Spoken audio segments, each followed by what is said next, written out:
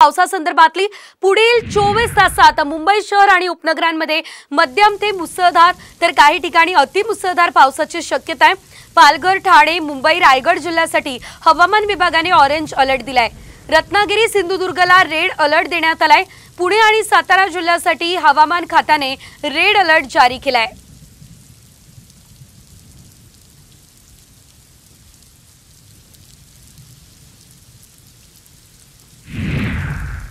याच पार्श्वभूमीवर खबरदारीचा उपाय म्हणून विद्यार्थ्यांची गैरसोय होऊ नये म्हणून मुंबई महानगरातील सर्व महानगरपालिका, शासकीय आणि खासगी माध्यमांच्या शाळा याशिवाय महाविद्यालयांना दुसऱ्या सत्रासाठी सुट्टी जाहीर करण्यात येते।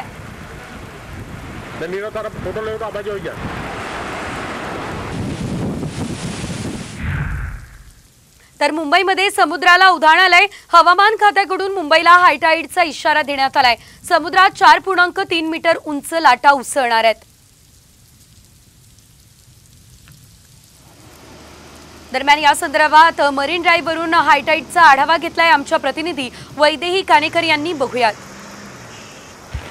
मुंबईत रात्रीपासूनच मुसळधार पाऊस पडतोय आणि मुंबईमध्ये आता हाय अलर्ट जारी केलेला आहे, कारण मुसळधार पावसामुळे अनेक ठिकाणी खरं तर पाणी भरलेलं आहे। मात्र हायटाईड देखील जी आहे ती देखील दिसून येते। आपण बघतोय की मरीन ड्राईव्ह परिसरामध्ये हायटाईडच्या या लाटा सध्या उसळलेल्या बघायला मिळत आहेत। समुद्र जो आहे तो भरतीवर आहे आणि आपण बघतोय की कशा पद्धतीने या लाटा ज्या आहेत त्या किनाऱ्यावर धडकताना दिसून येत आहेत।